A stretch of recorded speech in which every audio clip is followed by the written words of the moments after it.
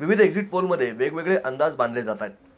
काही एक्झिट पोलमध्ये महायुतीला बहुमत दाखवण्यात आलं आहे, तर काही महाविकास आघाडीला बहुमत दाखवत आहेत। यामुळं बहुमताच्या आकड्याजवळ कोणती आघाडी पोहोचते हे पाहण्यासारखं ठरेल।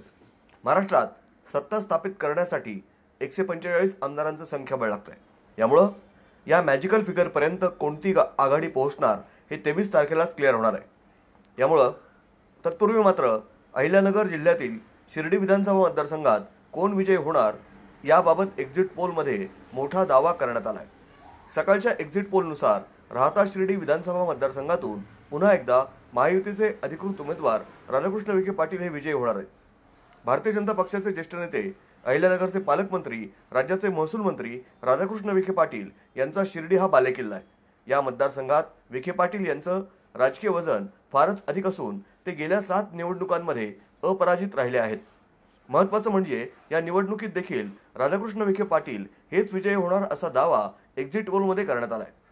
राधाकृष्ण विखे पाटील यांना काँग्रेसच्या प्रभावती घोगरे यांच्याकडून आव्हान उभं करण्यात आलंय, पण घोगरे विखे पाटील यांच्या बालेकिल्ल्यात त्यांना रोखण्यात असमर्थ ठरत असल्याचा अंदाज एक्झिट पोलमधून समोर येतोय। ब्युरो रिपोर्ट, न्यूज डेस्क, महानगराची लाईफलाईन, मेट्रो न्यूज।